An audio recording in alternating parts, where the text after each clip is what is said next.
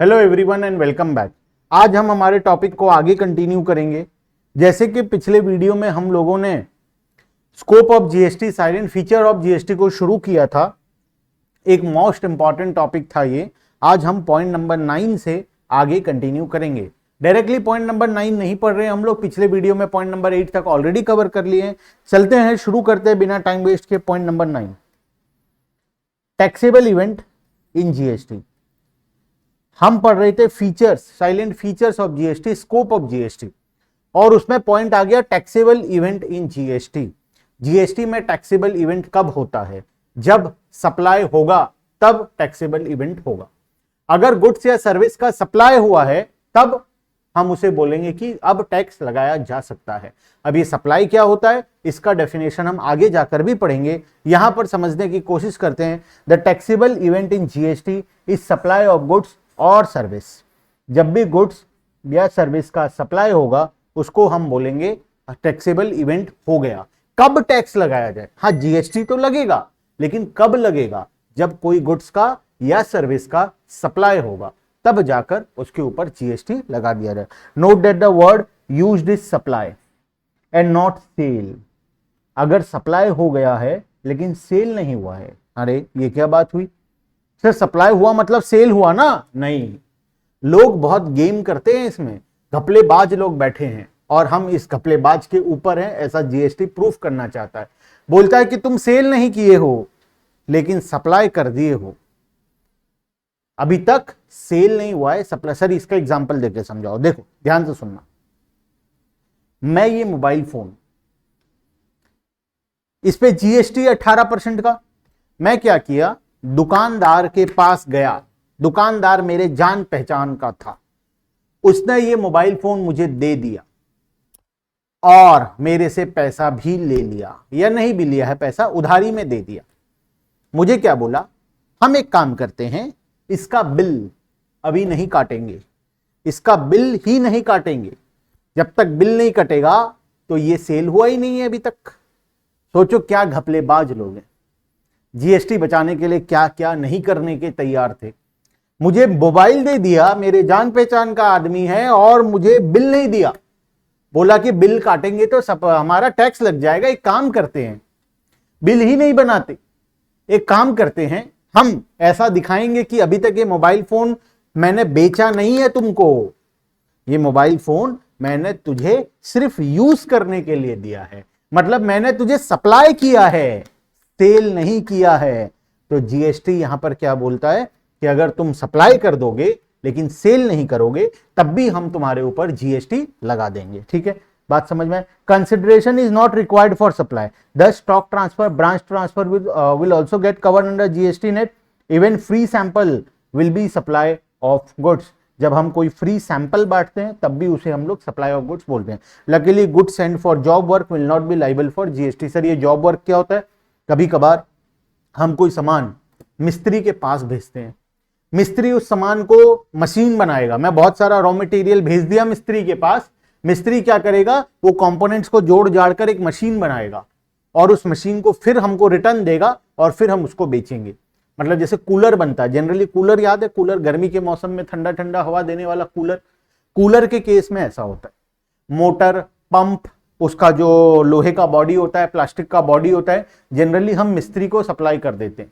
मैं दुकानदार हूं, मैं ये सब सामान रॉ मटेरियल्स खरीद के मिस्त्री को दे दिया, मिस्त्री अब उसको कूलर में कन्वर्ट करेगा और वो रिटर्न मुझे कूलर लाकर देगा, फिर मैं उस कूलर को बेचूंगा।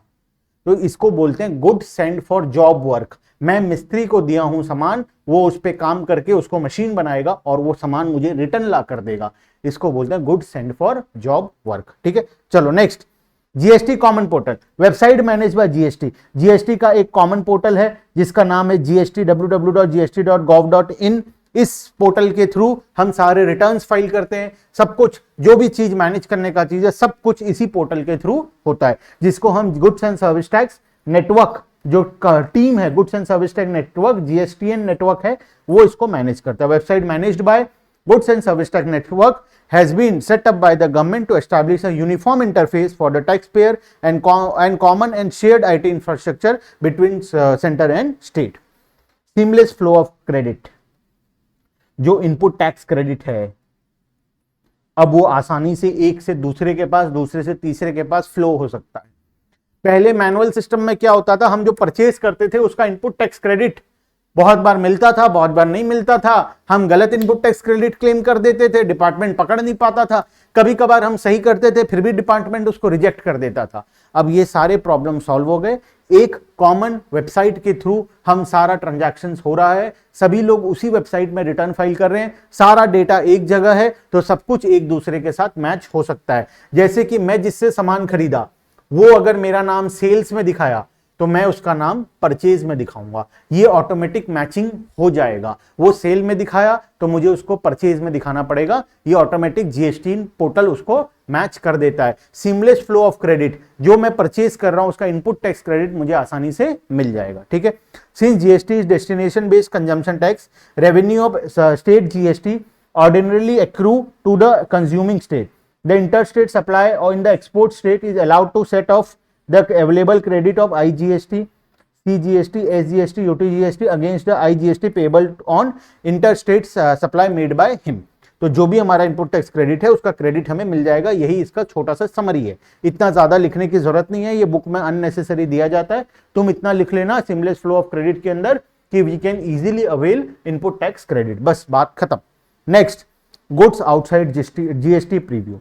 कुछ कुछ सामान ऐसे हैं जिसपे जीएसटी नहीं लगाया जाता। क्यों सर, क्या मंदिर के पूजा पाठ के सामान पे नहीं लगता? नहीं, ऐसा नहीं है। देखो कौन से सामान पे जीएसटी नहीं लगता, crude oil, petrol, diesel, aviation turbine fuel, natural gas, जो घर में सिलेंडर आता है, ये सभी चीजों पे जीएसटी नहीं लगता। तो सर क्या इस पे कोई भी टैक्स नहीं लगता? नहीं, इस पे अभी भी पुराना सिस्टम चल रहा है, excise duty, custom duty, excise duty, VAT, ये सब सीएसटी, यही सब अभी भी चल रहा है ये सभी सामान के ऊपर। हर एक सामान में अभी तक जीएसटी नहीं पहुंच पाया है, जैसे कि अल्कोहल फॉर ह्यूमन कंजम्पशन, जो लोग दारू पीते हैं, अल्कोहल पीते हैं, उस अल्कोहल के ऊपर भी जीएसटी नहीं लगता, उस पे अभी भी एक्साइज ड्यूटी, सर्विस टैक्स और वैट, सीएसटी और जो भी पुराने टैक्सेस थे वही लगते हैं, अभी तक जीएसटी इन सभी चीजों पे नहीं लगता है। ठीक है, next, threshold limit for registration. एक मिनिमम लिमिट सेट किया गया है, उस लिमिट के क्रॉस होने पर हम रजिस्ट्रेशन लेते हैं। क्या हर एक पान दुकान वाला भी जीएसटी नंबर लेगा? क्या सैलून वाला भी जीएसटी नंबर लेगा? क्या जो मोची बैठा है मेरे घर के बाहर वो भी जीएसटी नंबर लेगा? अगर ऐसा रूल रेगुलेशन बना दे तो आम आदमी, जो गरीब आदमी है, जो छोटा छोटा बिजनेस चला रहे हैं, वो लोग सब फंस जाएंगे। इस वजह से एक मिनिमम लिमिट सेट कर दिया गया कि अगर तुम्हारा सालाना टर्नओवर, सालाना सेल्स, सालाना टर्नओवर एक लिमिट को क्रॉस करेगा तभी तुम्हें जीएसटी का रजिस्ट्रेशन लेना है, जीएसटी रिटर्न फाइल करना है, टैक्सेस पे करना है, अदरवाइज तुम्हें नहीं करना है। तो ये लिमिट क्या है? 20 lakh for goods and 10 lakh for services, ऐसा पहले था। अभी लास्ट ईयर ये लिमिट को बढ़ा दिया गया, 20 लाख को 40 लाख कर दिया गया और 10 लाख को 20 लाख कर दिया गया। गुड्स के केस में एज ऑन डेट लिमिट है 40 लाख का। सालाना टर्नओवर अगर तुम्हारा 40 लाख से ज्यादा है तो तुम जीएसटी का अंडर आ जाते हो, तुम्हें टैक्स देना पड़ेगा और जीएसटी का रजिस्ट्रेशन भी लेना पड़ेगा। और सर्विस के केस में 20 लाख का लिमिट है, 20 लाख क्रॉस होते ही तुम्हें टैक्स देना पड़ेगा। बात समझ में आ गया? हाँ, और लेकिन ये रूल कुछ कुछ स्टेट्स, कुछ कुछ यूनियन टेरिटरी के हिसाब से अलग अलग है। कुछ स्पेशल कैटेगरी के स्टेट्स हैं, छोटे छोटे स्टेट्स, उनके वहां पर रूल्स अलग अलग है, तुम्हें उतना दिमाग नहीं लगाना है। तुम डायरेक्टली कर लो कि 40 लाख गुड्स, 20 लाख और सर्विस, बस काम खत्म। इतना लिख दो, बहुत है तुम्हारे लिए। Next, electronic returns. हर कोई ड्यू डेट के अंदर इलेक्ट्रॉनिक रिटर्न फाइल करेगा। मैनुअल सिस्टम गया, अब सारा रिटर्न्स इलेक्ट्रॉनिकली फाइल होगा। Electronic filing of return by different class of person at different cut off dates. हर इंसान के हिसाब से अलग अलग डेट्स दिए गए हैं, अलग अलग रिटर्न्स का अलग अलग डेट्स दिया गया है, उस डेट के अंदर तुम्हें फाइल करना होगा। अगर नहीं कर पाए तो तुम्हें फाइन पे करना पड़ेगा। ठीक है, next, various mode of payment of taxes. Tax पे करने का बहुत सारा तरीका आ गया है। पहले सिर्फ हम बैंक के थ्रू पे कर सकते थे, बैंक में जाकर लाइन लगाना पड़ता था और टैक्स पे करना पड़ता था। अब ऑनलाइन सारा तरीका आ चुका है। इंटरनेट बैंकिंग के थ्रू पे कर सकते हैं हम टैक्सेस, डेबिट क्रेडिट कार्ड से पे कर सकते हैं, national electronic fund transfer NEFT कर सकते हैं, आरटीजीएस कर सकते हैं, और भी बहुत सारे तरीके हैं जिससे हम टैक्स पेमेंट कर सकते हैं आसानी से। Point number 16, TDS and TCS. इसका पूरा चैप्टर है टीडीएस एंड टीसीएस के ऊपर, अलग से पढ़ेंगे हम टीडीएस और टीसीएस के बारे में, लेकिन थोड़ा सा अभी जान लो क्या होता है।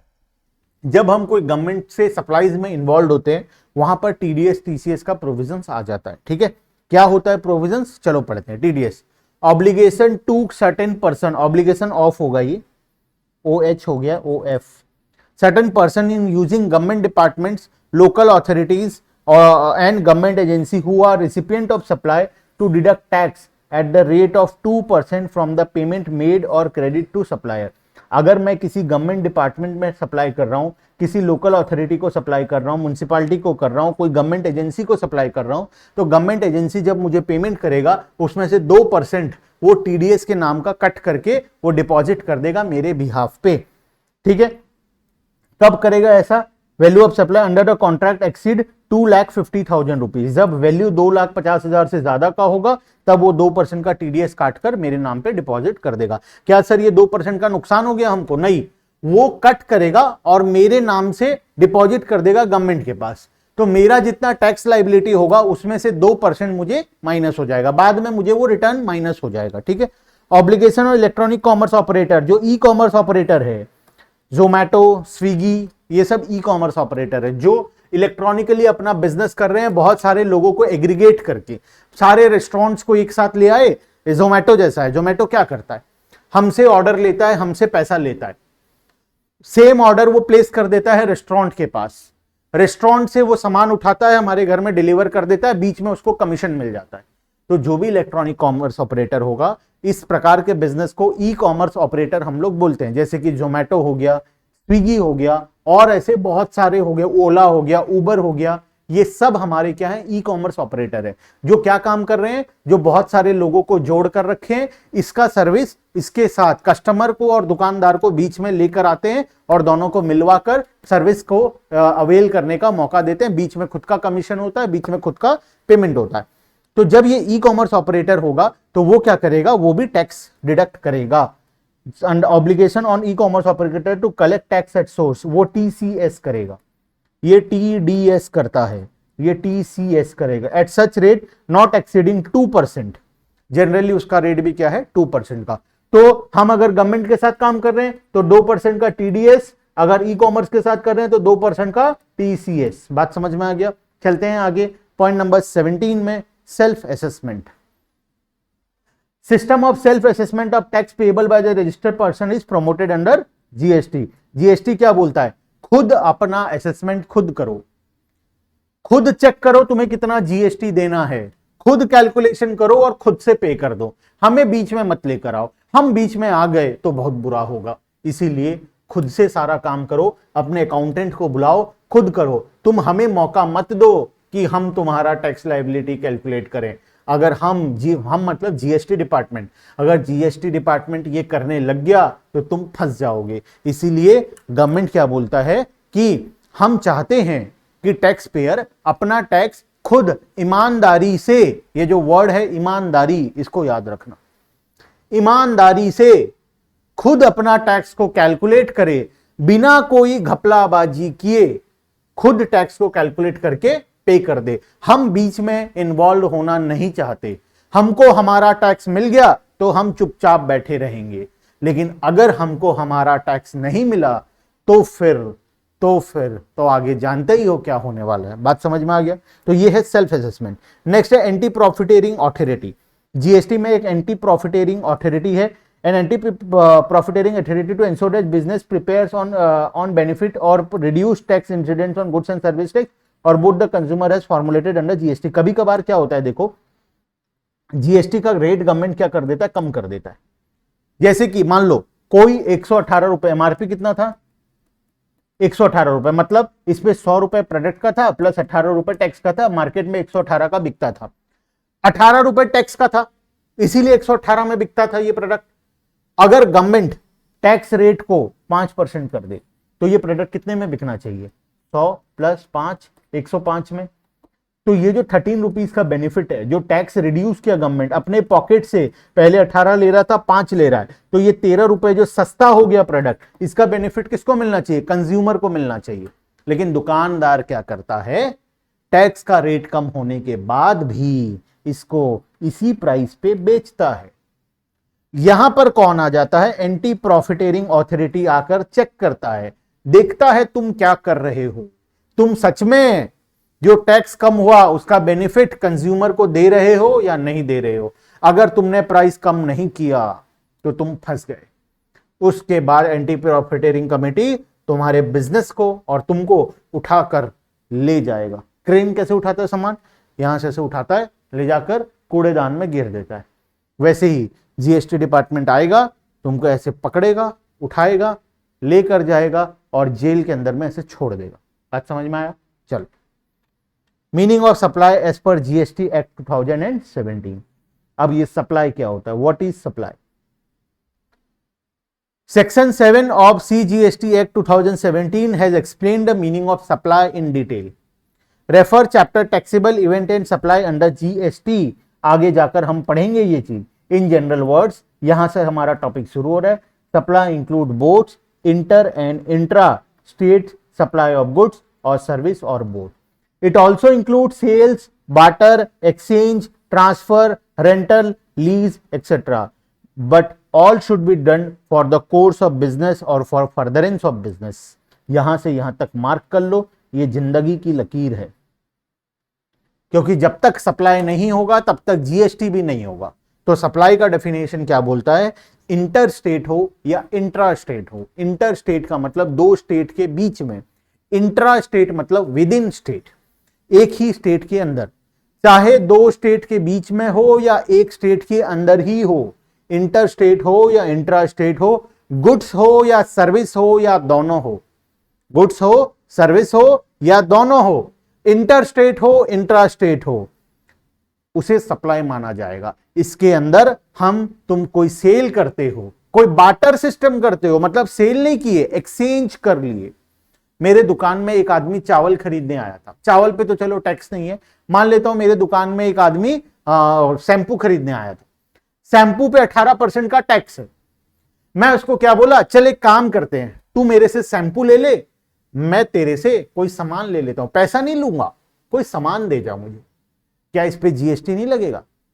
अगर इस पे जीएसटी नहीं लगता ना तो दुनिया के आधे बिजनेस बार्टर सिस्टम पे चले जाते जीएसटी बचाने के लिए। चाहे बार्टर करो, चाहे सेल करो, चाहे एक्सचेंज करो, तुम चाहे ट्रांसफर करो, बिना बेचे ऐसे ही दे दो, चाहे भाड़े पर दो, रेंटल दो, चाहे लीज में दे दो, कुछ भी करो, जीएसटी तो देना पड़ेगा। But all should be done, लेकिन ये सभी करने के पीछे तुम्हारा मोटिव बिजनेस का होना चाहिए, या during the furtherance of business, मतलब बिजनेस के ही साथ तुम ये काम कर रहे हो। अगर मैं घर पे मेरे किसी रिलेटिव कोई आ जाता है और मैं अपने घर में से एक मिक्सर ग्राइंडर उठाकर उसे दे देता हूं, तो क्या इस पे टैक्स लगेगा? नहीं, ये बिजनेस का बात नहीं हुआ, ये मेरा पर्सनल जिंदगी हो गया, ये बिजनेस रिलेटेड ट्रांजैक्शन नहीं है। जब तक बिजनेस या फर्दरेंस ऑफ बिजनेस में ये काम नहीं होगा तब तक हम उसे सप्लाई नहीं बोलेंगे। बात समझ में आ गया? हाँ सर, चलिए आगे। Composition scheme under GST.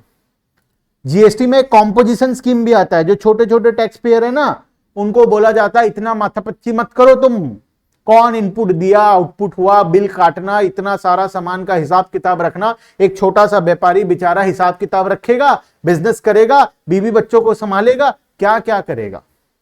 इस वजह से उसके लिए एक सिंप्लीफाइड वे में कॉम्पोजिशन स्कीम को लाया गया। कॉम्पोजिशन स्कीम क्या बोलता है? अगर तुम्हारा टर्नओवर एक लिमिट के अंदर है, मतलब वो जो बेसिक लिमिट था ना जिसमें जीएसटी नहीं देना पड़ता था, उससे ज्यादा है, लेकिन 1 करोड़ से कम है, 40 लाख से ज्यादा है, 1 करोड़ से कम है, तो तुम एक काम कर सकते हो, एकदम सिंप्लीफाइड वे में तुम्हें कोई कागज पत्तर मेंटेन करने का जरूरत नहीं है, कुछ करने का जरूरत नहीं है। जितना तुम्हारा टर्नओवर होगा उसका 1%, मान लो 50 लाख रुपए का टर्नओवर हुआ तो उसका 1% 50,000 रुपए हमें टैक्स के नाम का दे देना। बस हम चुपचाप, सरकार एक ही चीज बोलता है, तुमको जो करना है करो, चुपचाप से मुझे मेरा टैक्स दे देना। जब तक तुम चुपचाप से मुझे मेरा टैक्स देते रहोगे तब तक मैं चुपचाप से बैठा रहूंगा। जिस दिन मुझे टैक्स मिलना बंद हो गया उस दिन मेरे माथा का सारा बत्ती जल जाएगा और मैं आकर तुम्हें उठाकर ले जाऊंगा। तो ये जो छोटे छोटे टैक्स पेयर थे इनके पास टाइम नहीं होता था, इनके पास उतना पैसा नहीं था कि वो लोग एक अकाउंटेंट को रखें, कंप्यूटर सिस्टम में बैठ के सारा एंट्री करें, टैली सीखें, इतना सारा टाइम उनके पास नहीं होता है। तो उनके लिए एक सिंप्लीफाइड वे लाया गया कि टर्नओवर का 1% तुम दे दो, बात खत्म। सर्विस के लिए 5% दे दो, काम खत्म। तो ऐसे अलग अलग रूल्स एंड रेगुलेशन बना दिया गया कुछ कुछ कैटेगरी ऑफ बिजनेस के लिए। अभी का लिमिट है 1.5 करोड़ रुपए। अगर तुम्हारा टर्नओवर 1.5 करोड़ के अंदर है तो तुम चुपचाप से 1% टैक्स दे दो, बात खत्म। तुम्हें कोई कागज पत्र मेंटेन करने की जरूरत नहीं है, कोई अकाउंटिंग करने की जरूरत नहीं है, कोई रिटर्न फाइल करने की जरूरत नहीं है। चुपचाप से 3 महीने में एक रिटर्न फाइल करना, मुझे 1% का टैक्स दे देना और आराम से घर में बीवी बच्चों के साथ मौज मस्ती करना। बात समझ में आया? ये किन के लिए है? ये छोटे छोटे टैक्स पेयर के लिए है। ठीक है, तो ये लिमिट से ज्यादा और 1.5 करोड़ से कम। लिमिट क्या था? 40 लाख एंड 20 लाख का लिमिट था। ये लिमिट से तुम्हारा टर्नओवर ज्यादा है, मतलब तुम रजिस्ट्रेशन लेने के लिए मैंडेटरी हो, तुम्हें जीएसटी तो भरना पड़ेगा, लेकिन 1.5 करोड़ से तुम्हारा टर्नओवर कम है तो तुम कॉम्पोजिशन स्कीम में भी जा सकते हो। लेकिन ये स्कीम क्या है? ऑप्शनल है। तुम चाहो तो ये स्कीम में ले लो। अगर तुम्हारे पास बहुत फुर्सत है, तुम्हें अकाउंटिंग करना आता है, तुम अकाउंटेंट का खर्चा अफोर्ड कर सकते हो, तुम लैपटॉप है, इंटरनेट है, टैली खरीद सकते हो या कोई और सॉफ्टवेयर खरीद सकते हो, तो तुम करो अकाउंटिंग, कोई मना नहीं है। अगर तुम ये सब नहीं कर सकते हो तो तुमको हम एक ऑप्शनल नया फीचर लाकर दे रहे हैं। 1% का टैक्स दे देना, आराम से बीवी बच्चों के साथ मजे मस्ती करना। ठीक है, चलो नेक्स्ट, आखिरी point, classification of goods and service. GST के अंदर एचएसएन कोड के हिसाब से हम गुड्स और सर्विस को अलग अलग कैटेगरी में क्लासिफाई करते हैं, क्योंकि बहुत जरूरी है ना। कुछ सामान पे 5% का टैक्स लगता है, कुछ पे 12% लगता है, कुछ पे 18% लगता है, कुछ पे 28% लगता है। अगर 28% वाले सामान को कुछ मिक्स करके उसे 12% में ले आया जाए तो ये गवर्नमेंट के लिए बहुत लॉस हो जाएगा टैक्स का। इस वजह से गवर्नमेंट एचएसएन कोड वाइज चीजों को मेंटेन करता है, कौन सा प्रोडक्ट कौन से कैटेगरी के अंदर में जाएगा और उस कैटेगरी के अंदर कितना % उसके ऊपर टैक्स लगेगा, इसको क्लासिफिकेशन करता है। Harmonize system of nomenclature, HSN code इसको बोला जाता है। आगे जाकर इसको और डिटेल में हम लोग पढ़ने वाले हैं। पूरा एक पैराग्राफ, एक पेज, 1.5 पेज का टॉपिक है, ये हमारे सिलेबस में आगे जाकर आएगा। अभी तक हम जितना भी पॉइंट पढ़े, आगे जाकर हम सभी पॉइंट को पूरा डिटेल में फिर से पढ़ने वाले हैं। ठीक है, ये हमारे सिलेबस का पार्ट है। तो आज के लिए हम लोग यहीं पर स्टॉप करते हैं। नेक्स्ट क्लास में हम लोग आगे का डिस्कशन करेंगे। Bye bye everyone and thank you.